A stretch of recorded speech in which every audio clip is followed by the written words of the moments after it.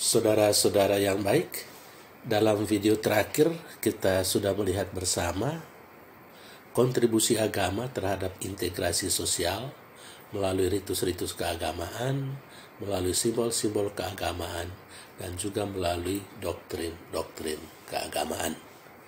Sekarang kita ingin melanjutkan pembahasan kita dengan melihat hubungan antara agama dan konflik sosial.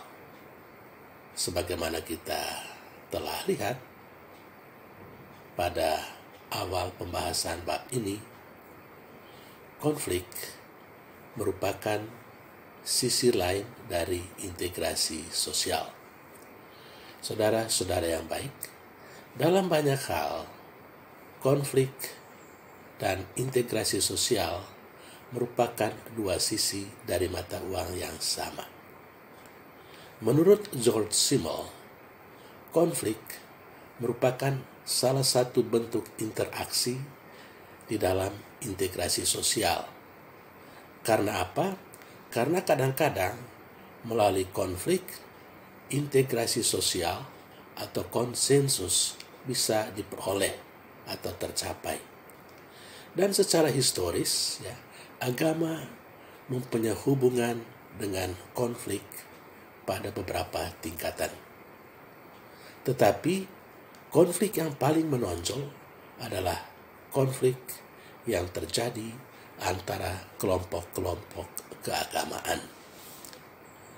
Konflik ini seringkali terjadi karena batas-batas antar agama dan politik tumpang tindih. Agama dipolitisir untuk tujuan politik. Kita ingat pilkada yang paling kotor dalam sejarah Indonesia adalah pilkada DKI tahun 2017.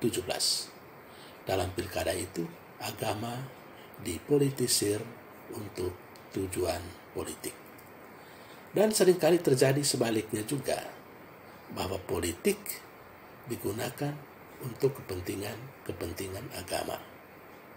Nah, persoalan menjadi lebih rumit lagi kalau agama dikaitkan dengan suku-suku tertentu atau ras-ras tertentu atau wilayah-wilayah tertentu. Oleh sebab itu bisa terjadi pertentangan yang sebetulnya adalah pertentangan suku, pertentangan ras, terbawa menjadi pertentangan agama atau menjadi konflik antara agama. Kita masih ingat konflik antara orang-orang Madura dan orang-orang Dayak di Kalimantan Tengah beberapa tahun lalu, akhirnya menjadi konflik antara Islam dan Kristen. Pertentangan di tingkat yang lain terjadi pada kelompok agama yang sama. Dan pertentangan seperti itu bisa ditemukan pada kelompok-kelompok Islam, kelompok Hindu, kelompok Kristen. Di masa lampau kita ingat pertentangan yang hebat antara orang-orang Kristen dan orang-orang Katolik di Irlandia Utara.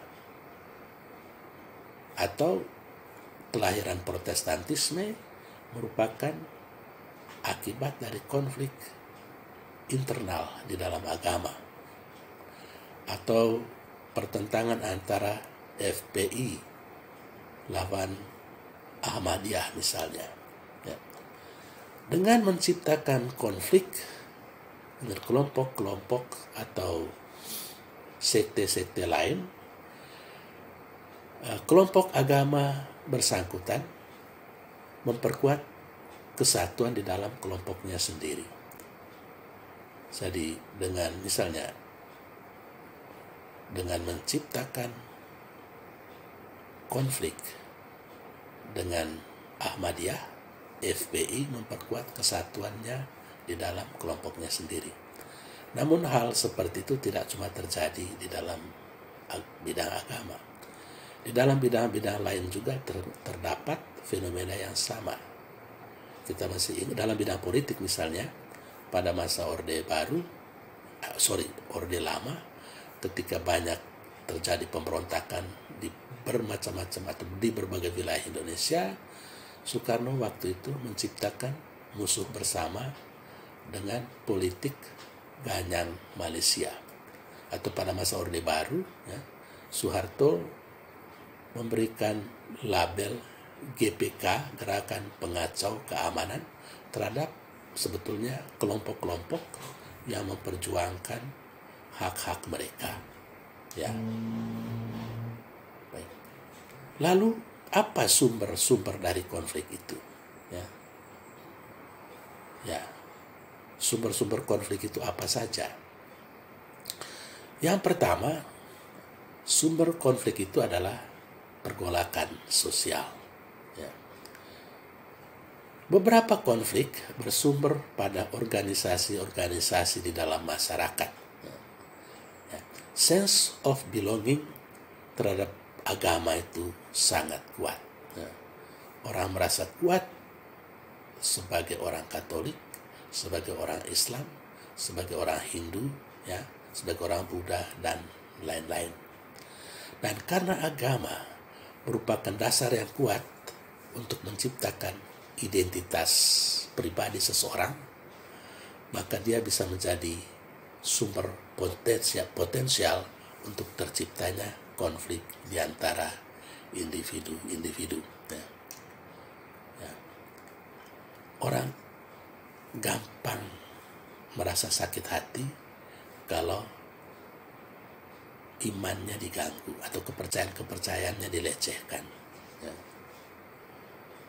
Dan banyak kali terjadi, ya, konflik karena orang melecehkan hal-hal yang inti di dalam agama seseorang. Oke. Namun dalam kenyataannya, ya, kita juga bisa melihat bahwa konflik-konflik yang seringkali dianggap sebagai konflik-konflik agama itu, ya, lebih kompleks. Jadi banyak konflik itu sebetulnya bukanlah konflik yang disebabkan oleh agama sebetulnya. Ya. Jadi agama, apa yang kelihatannya seperti konflik agama, pada dasarnya bukanlah konflik agama. Itulah yang terjadi pada konflik antara Islam dan Protestan di Maluku atau juga di Poso. Setelah diteliti lebih jauh, sebetulnya bukanlah konflik agama. Nah, jika perbedaan agama, ya, berjalan bersamaan dengan perbedaan-perbedaan suku, perbedaan-perbedaan ras, perbedaan aliansi politik, maka sulit untuk menentukan apakah konflik tertentu itu adalah konflik berdasarkan agama atau konflik karena sebab-sebab lain. Dan karena agama seringkali tumpang tindih dengan bidang-bidang lain itu, maka tidak jarang terjadi bahwa orang menggunakan agama sebagai alat untuk mempertajam perbedaan-perbedaan di bidang-bidang lain, sehingga terjadilah konflik. Contoh, konflik di Aceh, konflik di Maluku, konflik di Poso, ya, atau konflik di Kalimantan Barat antara orang Dayak dan orang Madura, atau ya orang Melayu dan orang Dayak, macam begitu. Ya. Agama sering berjalan beriringan dengan sumber-sumber konflik lainnya tadi, ya, ras, suku, ekonomi, dan politik. Dan seringkali agama digunakan sebagai pemisah, ya, untuk bidang-bidang itu. Agama diperalat sebagai yang memisahkan konflik-konflik di bidang ekonomi, suku atau ras, atau politik. Ya. Saya kira banyak contoh terjadi di Indonesia di mana agama diperalat untuk tujuan-tujuan politik, tujuan-tujuan ekonomi, dan lain-lain. Baik, jadi itu sumber konflik. Nah, lalu berikut agama, sumber yang kedua untuk konflik sosial itu agama dengan nasionalisme. Ya. Tadi itu agama dan pergolakan sosial. Yang kedua itu agama dan nasionalisme. Agama juga seringkali dibonceng oleh nasionalisme atau ide-ide nasionalisme. Ya. Konflik etnis di bekas negara Yugoslavia dulu lebih menjadi isu agama daripada isu-isu lain. Dalam hal ini, agama digunakan untuk tujuan nasionalisme. Hal ini disebabkan bukan terutama karena orang-orang Serbia, Kroasia, dan Bosnia adalah orang-orang religius, orang-orang yang taat beragama, melainkan karena agama menjadi satu-satunya hal yang bisa menegaskan perbedaan di antara ketiga bangsa itu. Ya. Ya. Hanya agama yang mempertegas perbedaan dan menguatkan nasionalisme di antara bangsa-bangsa. Serbia itu Ortodoks, ya, Kroasia itu Katolik, dan Bosnia itu Islam. Ya. Sekalipun ada perbedaan-perbedaan kecil di antara mereka, ya, tetapi mereka memiliki bahasa yang sama dan relatif memiliki budaya yang sama. Ya. Namun demikian, ketiganya tidak pernah merasa sebagai satu negara. Ya. Mereka tidak mempunyai rasa identitas nasionalisme yang sama sebagai warga negara Yugoslavia. Serbia lebih merasa diri sebagai bangsa yang paling depan melawan ekspansi Islam. Ya. Kroasia lebih berkiblat ke Roma, ya. Dan Bosnia yang Islam, ya, seringkali dianggap sebagai pengkhianat oleh bangsa Serbia dan Kroasia. Dalam situasi yang demikian, agama menjadi kekuatan pemisah yang bisa memicu konflik. Atau agama digunakan sebagai instrumen untuk memperkuat nasionalisme di tiga bangsa berbeda itu. Memang harus diakui bahwa ketiga bangsa itu tidak dibentuk berdasarkan agama, tetapi agama atau perbedaan-perbedaan agama mempertegas perbedaan-perbedaan lainnya. Dan ketika perbedaan-perbedaan itu semakin tegas, maka para politikus menggunakan perbedaan-perbedaan itu untuk memenangkan kepentingannya. Jadi itu sumber kedua itu adalah nasionalisme. Sumber yang ketiga, konflik dalam perspektif Marx. Ya. Ya. Dalam pandangan Marx, ya, konflik agama semata-mata merupakan ekspresi dari konflik dalam bidang ekonomi. Ya. Menurut dia, ya, kaum kapitalis, ya, seringkali memanfaatkan kepercayaan keagamaan untuk memenangkan kepentingan mereka sendiri. Selain itu, Marx juga menilai konflik-konflik agama sengaja diciptakan di kalangan kelas-kelas bawah, ya, sehingga orang-orang itu atau kelas-kelas bawah itu, kelas-kelas proletariat itu melupakan persoalan sebenarnya, ya, persoalan sesungguhnya yang mereka alami, ya, yakni ketimpangan ekonomi, ya, dan melupakan musuh bersama mereka, yakni kaum kapitalis. Mereka sibuk dengan konflik-konflik di tingkat bawah dan merupakan musuh bersama mereka itu, yakni kaum kapitalis. Dalam pandangan Marx, agama juga digunakan untuk memperoleh atau untuk mempertahankan kekuasaan pada kelompok tertentu, khususnya kaum kapitalis. Ya. Jadi itu seringkali terjadi. Ya. Ya. Jadi agama digunakan untuk mempertahankan kekuasaan pada kelompok kapitalis. Oke, itu konflik menurut perspektif Marx. Jadi agama digunakan oleh kaum kapitalis, ya. Jadi untuk supaya mereka tetap mempertahankan posisinya, ya, supaya mereka tidak diganggu gugat. Ya. Sumber yang berikut adalah atau sumber-sumber konflik yang bersumber pada agama itu atau yang bersumber pada hakikat agama. Ya.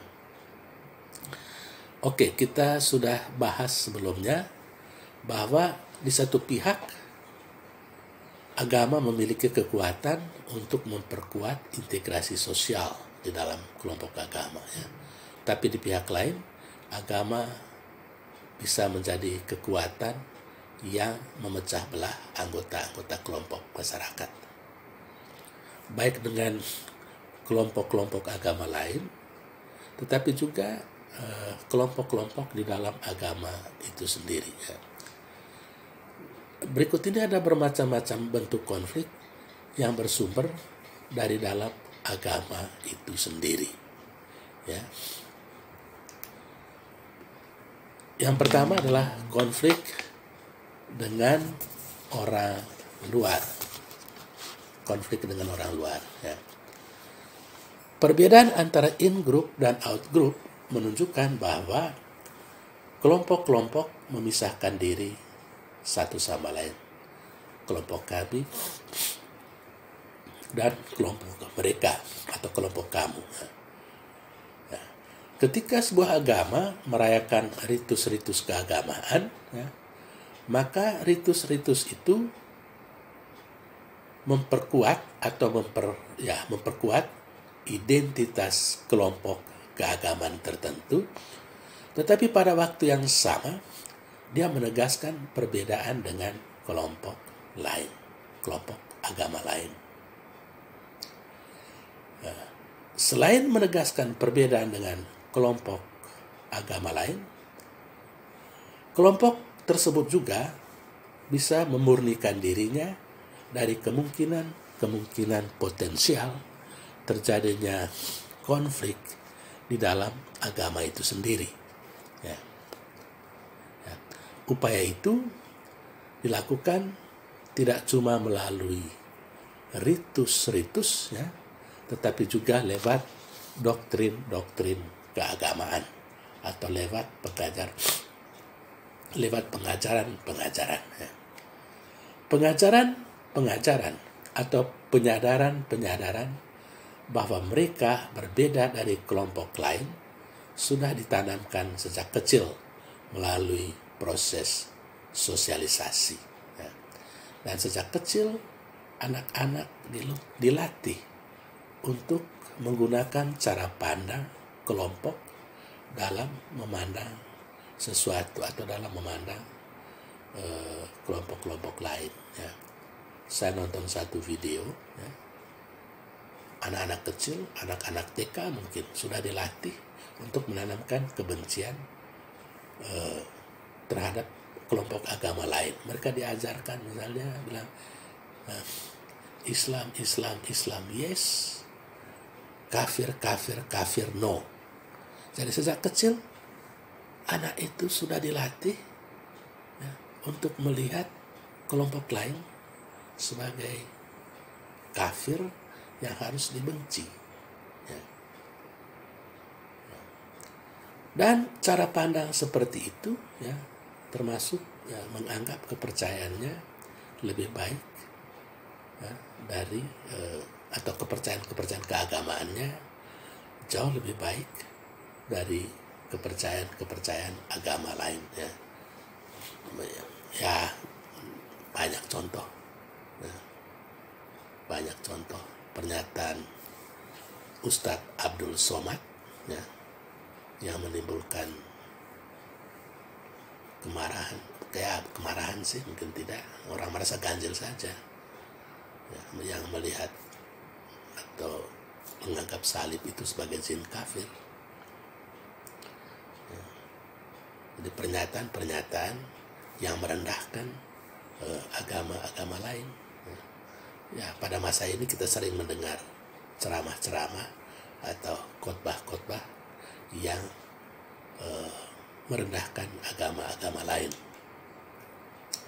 Ajaran-ajaran dan sikap-sikap yang dipelajari melalui agama seringkali mempertentangkan satu sama lain dan menjadi sumber konflik dan perpecahan.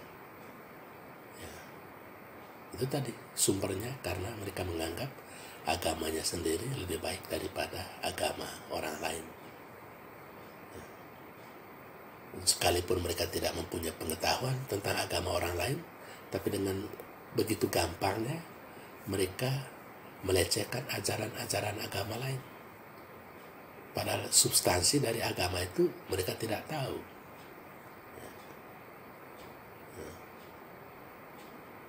Itu sumber konflik. Ketika agama satu menganggap diri lebih hebat daripada agama lain, dan itu menjadi sumber potensial untuk terciptanya konflik yang bernuansa agama.